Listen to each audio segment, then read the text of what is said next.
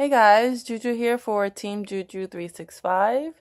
I just finished catching up with episode 3 for season 1 for the show called Insecure on HBO, starring Issae.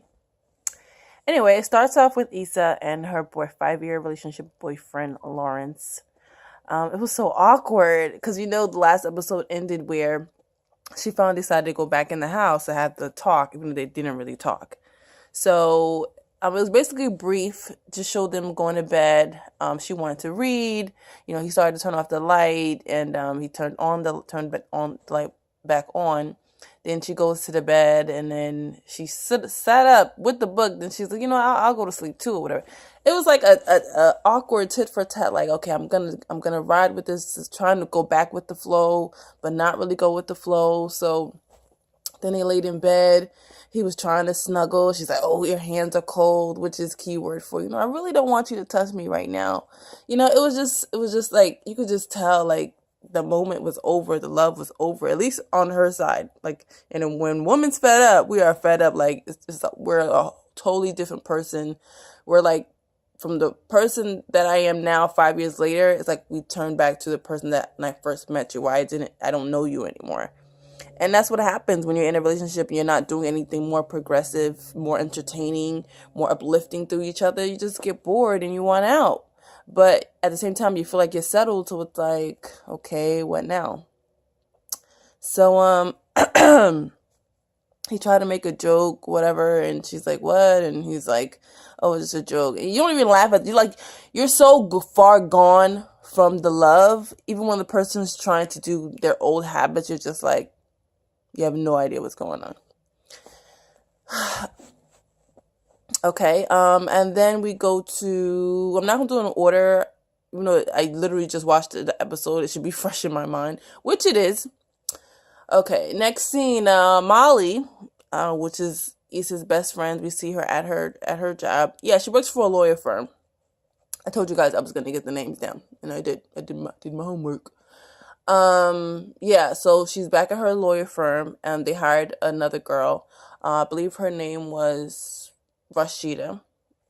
But she told Molly, you can call me Day. you already seem like that hood mentality with her, but at the same time, she's still successful. She, I believe, was an editor assistant.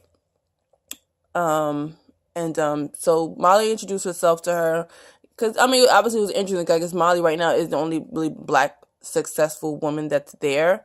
So for them to hire another black girl, obviously when you see a black woman, you're like, okay, we can relate. We want to be on the same level. We're going to get along great.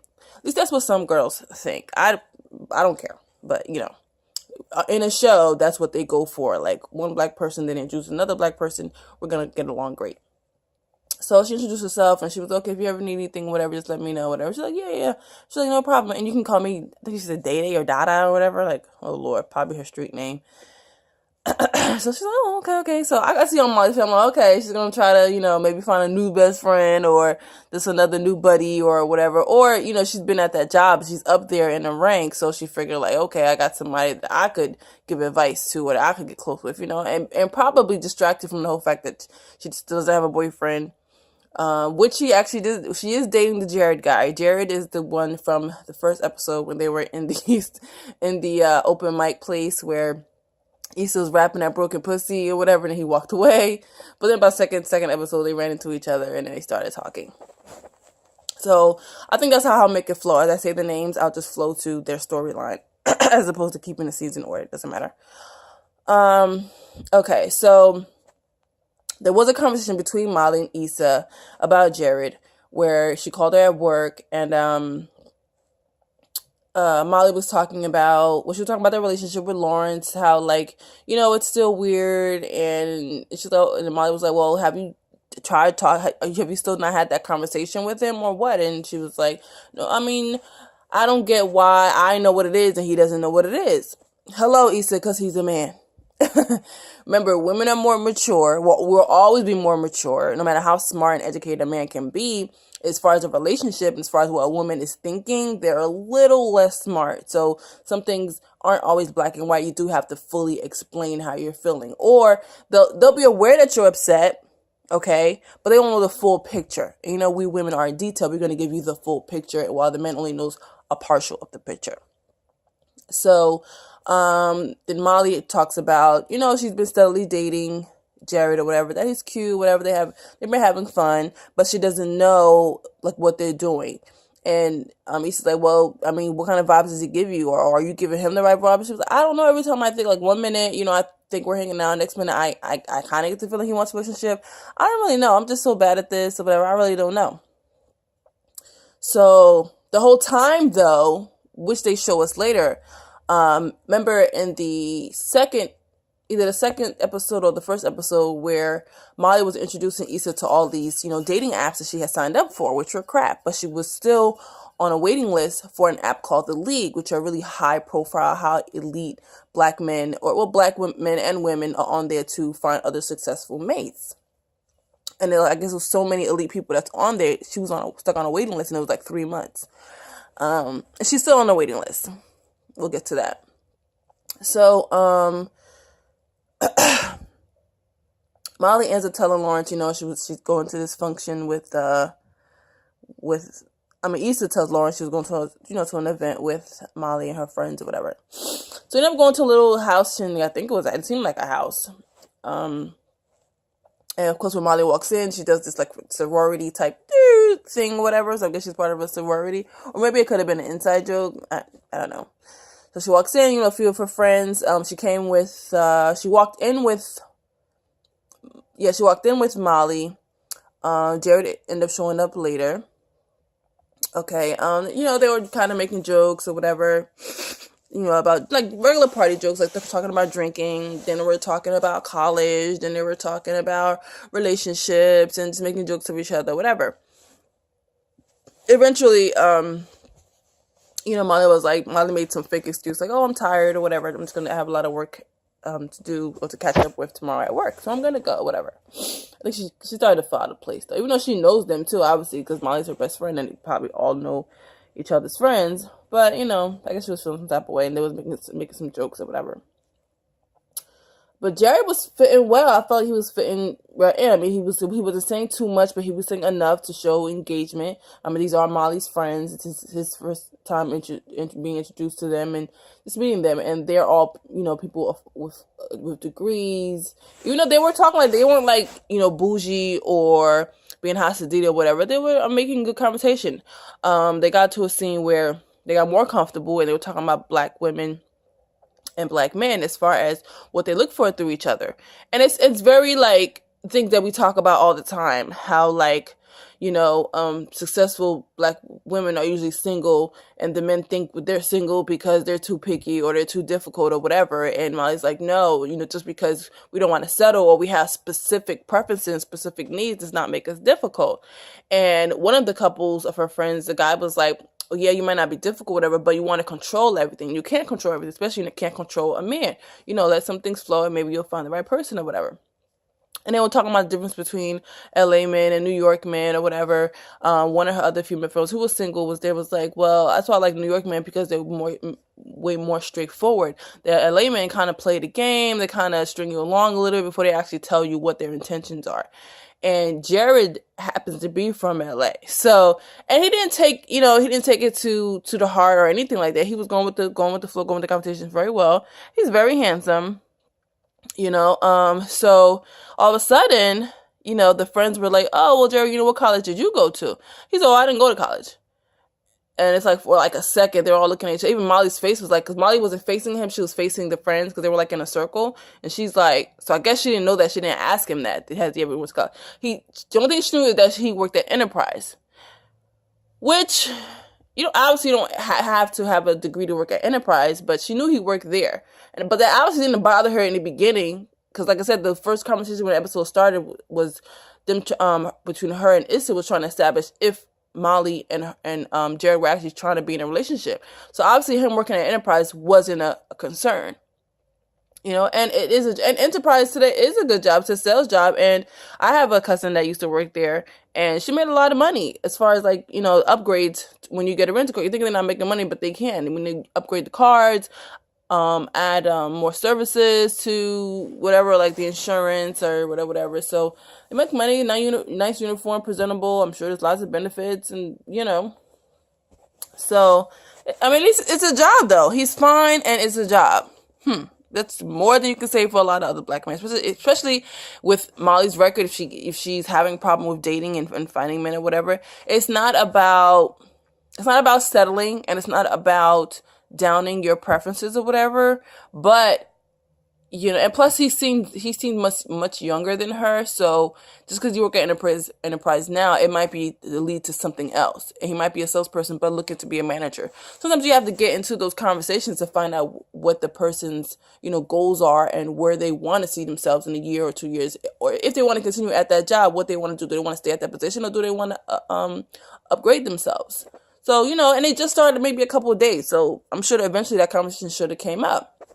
Especially if you are a more successful person, okay, and sometimes you won't find the exact successful person like yourself, but doing that whole 80-20 rule, if all the other qualities are there, just that one thing, then that one thing can be upgraded, at least enough for you to pursue a future, potential relationship with that person.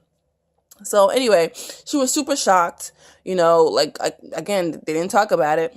So, but it wasn't they didn't make a huge pause. Thank God. They didn't make it a long, awkward pause. It was a quick second. They're like, oh, that's cool. And one of the boyfriends of the couple was like, oh, well, college isn't for everybody.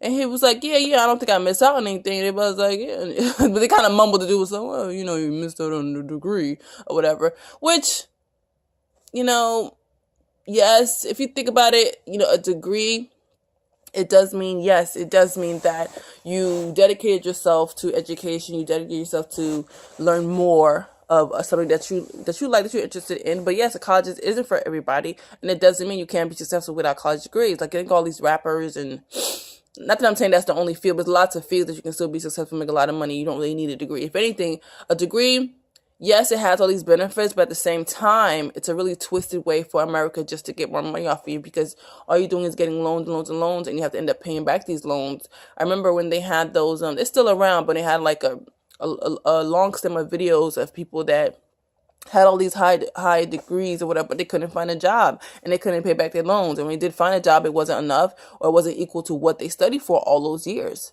So it made a good point. It definitely made a good point.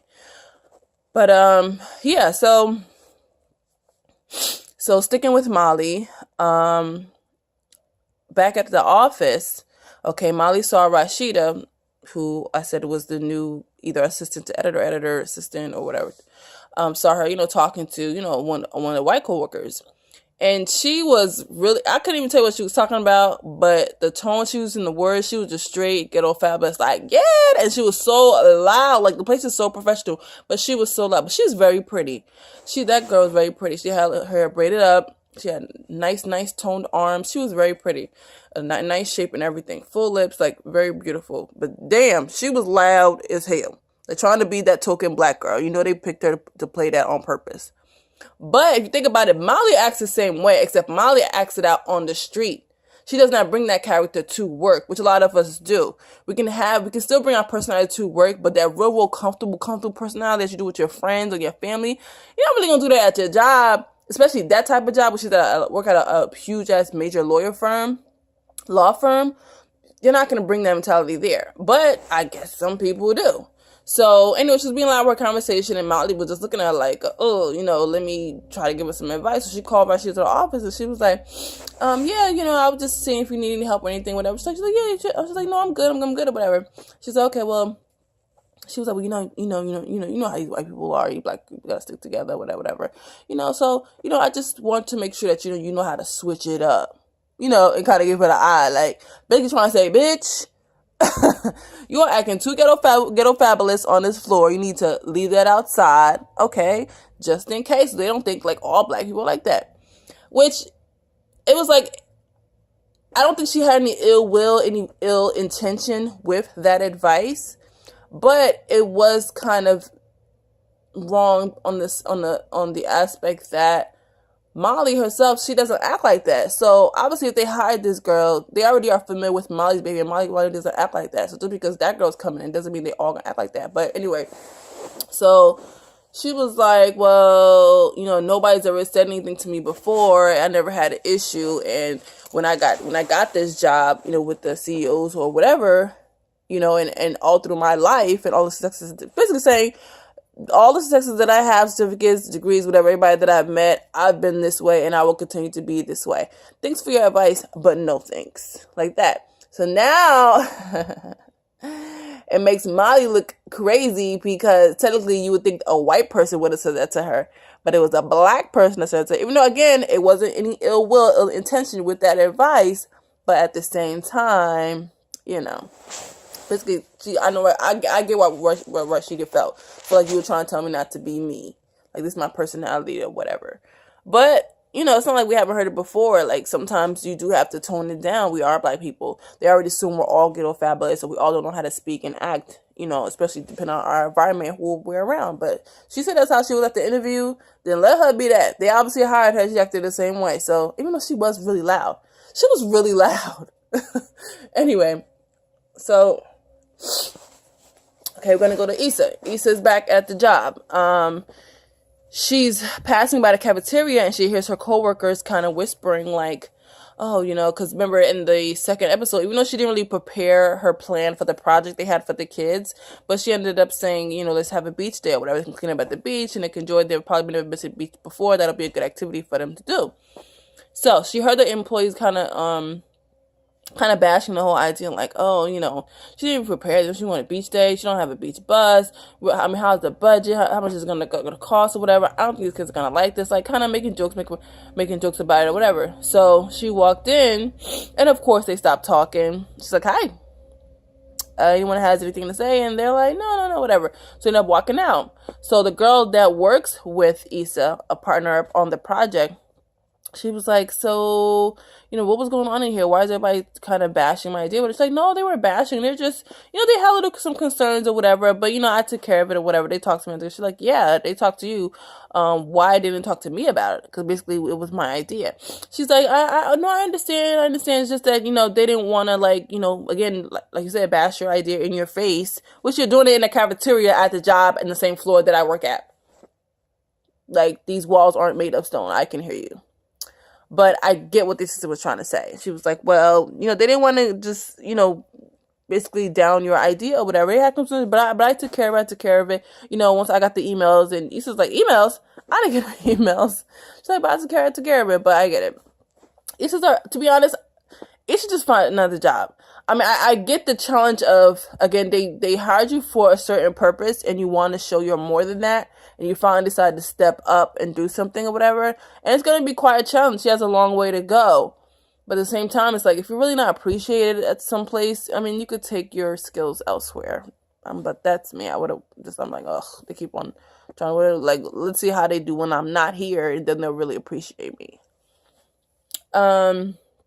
So they do get the school bus. Well, first of all, she went home.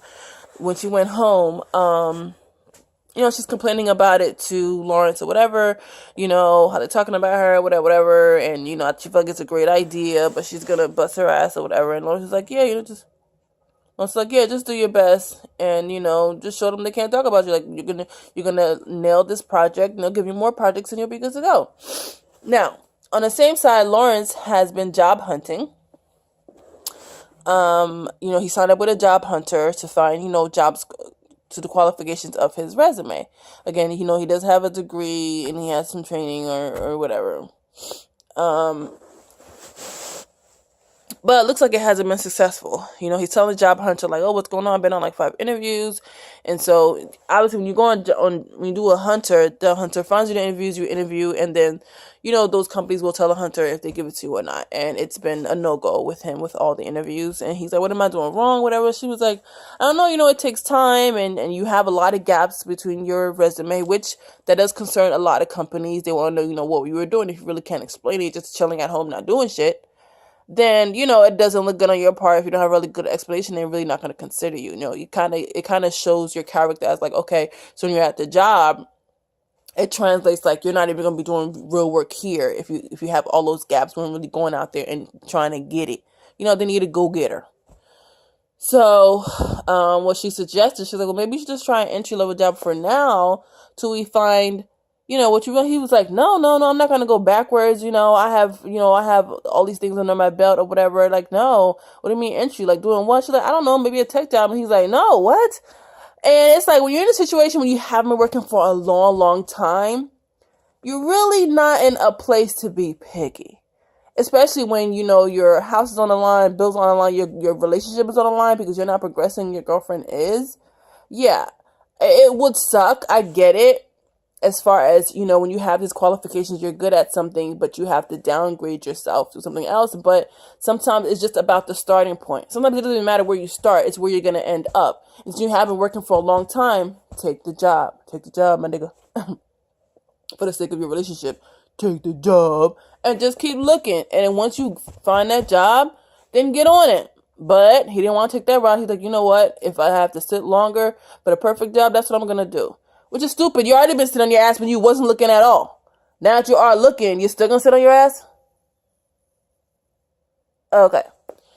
So, when he was home, he was kind of telling, he didn't really get to tell Issae. Issae was still complaining about her job or whatever. And he's like, after she came home after the beach day, which went really well. After the kids were at the beach, when they were on the bus, the kids are going to be kids. They're making jokes, complaining that it's hot and whatever. She didn't have any type of activities on the bus. And they were stuck in traffic. So I get that. Kids at those ages are very fidgety, very ADD, HDAD, or whatever. You need to give them activities on the bus also while they're going to the actual destination, which she didn't prepare for. But, and of course her coworkers were also on there, making some little sly, mumbling comments about the whole thing or whatever, just hating. But she ended up talking to the kids like, oh, let's just try to make the best of it, whatever. And of course they kept making jokes, whatever. But by the time they got to the beach, the kids were having fun. Because they're having a good time. And it was like, nah, to the employees, because they really kept saying that. They're like, oh, this is a great idea. And now trying to be like on her face. And then they had a little scene, like the first episode, where you're like, basically in real life, when you really want to tell somebody off, you're trying to be professional. So in your mind, you're picturing of how you want to reply, how you want it to go. Like, oh, you was trying to bash me, whatever, but look what I did for you now, whatever. But so they showed Issae in the mirror like, what, bitch, what you gotta say? Yeah, it was funny. And she did it in like her little rhyme rap thing that she does. But instead she just like, she was carrying this ice bucket thing with her assistant and just threw it to the girl like, oh, why don't you carry this? Okay. And also the assistant said, she was trying to apologize for the employees happened to emailing her as opposed to Issae to get more information about the whole project. So she invited her out to drinks. That'll be an interesting interaction, which they'll probably do in the next episode. So back at the house, Issae's like, so still just talking about herself or whatever. And you actually start seeing a difference from Laurence. He tried to cook dinner, because she was complaining there was no food, but Issae happened to brought food at home. She's like, oh, okay, well, I bought food. He was like, well, I cooked dinner, He was trying. But it is hard to see your man's finally trying when you've been waiting for him to try like a long time ago. So now that he is, you're just like, the hope for it, the excitement, anticipation for it is not there anymore. But he still kept going. He cooked dinner, he put it on the table, and I guess they haven't eaten on a table in a long time. So she took the plate and she sat on the couch about to watch the television. He's like, what you doing? I wanted to sit in for us to talk. She's like, no, I'm really tired. Can we do it later? I want to watch whatever show she was talking about. And he was like, well, I just cleaned over there, because she ended up spilling food on the couch. Which, at least if you're going to sit on the couch, put the plate on your lap or on the little coffee table. Why would you put the plate on the couch to eat? Jeez, then you're going to be sloppy about it. It's so disgusting. Anyway, she ended up spilling the food, so he ran up there and trying to clean it up or whatever. And all of a sudden she started having flashbacks of their relationship, like from the time that they moved in. She had a huge afro. She was so pretty. She had a huge afro. They bought the couch. She, just showed them, when it was ripping the plastic off the couch when they first got it. Moving in, he's actually setting up and the furniture or whatever. They're having sex on the couch. And basically the whole flashback of the relationship was on the couch. So it starts off when they first moved in, very happy, and then you start seeing that decline in their relationship. They started separating, like they show them arguing, show them how they used to cuddle, and then they start slowly separating. When she'd be at one end of the couch, she's eating her chips, and he's at the other reading or whatever. Like this, you just start seeing the disconnect every inch of the way away in the couch on both ends. So that was cool how they did that. And when we do get that, it'd be that one moment where we have that flashback. So I think what helped was when the conversation previously with her and Molly, she's like, well, it's 50-50. Just because you might not be happy, he can't be taking all the blame. You got to take some of the blame too. And the whole time she wasn't taking any blame. She was just putting out on him. So that flashback helped her to realize she is part of the problem also. She just said, I'm sorry about everything, whatever. I see that I'm not seeing that you're trying, and you are, and I need to be a part of this to fix this problem too. And he's like, I'm in this, because he also was saying that he had another interview, but she really wasn't commenting or whatever. But she said I'm in this too. She hugged and kissed it out. He actually did getting a job, as he said, at Best Buy. She was like, made her face was what he was thinking. He was like, yeah, but I'm still going to go on interviews. It's just for now. I want to make a change, and I want to show you. I want to make a change. I want to show you that, this is the relationship that we've been in, this relationship that I want. This is what I want to continue. She was like, well, if you're here for it, down for it, and I'll support you, whatever. Great. Back to Molly. Molly now, after the whole, I guess she's been thoroughly thinking about the whole degree thing. She actually ended up getting an email at the job that she got into the league app or whatever. She's like, yes, she's like so sweet about it, totally forgetting about Jared. And he actually was calling her, and she hasn't been answering. So they show her calling him. No, he called her, and he said, what's up? He's so cute. And they showed him at his job at Enterprise with the shirt and everything. And he said, hey, yes, I want to catch dinner or whatever. And she was like, to be honest, I'm not even looking for a relationship right now. He was like, since when? That's not the vibe that I picked up. Which she gave that vibe that she wanted a relationship. She was like, yeah. He's like, what you been doing all this time? It was like switch roles, something that men would say, but she was saying it. She's like, yo, I feel like we've been hanging out as friends. He was like, friends. Oh, now we friends now. And she was like, yeah, whatever. So he was like, she's like, was it cool? And he's like, yeah, cool. So, okay, great. All right, so I'll talk to you soon. And mind you, when she talks to him, she was actually on her way to a date. That dude that she walked in there. But I mean, he was just as fine as the Enterprise guy. But obviously, I guess he was more fine because he had a suit on and a successful job. But it doesn't mean we don't know his personality.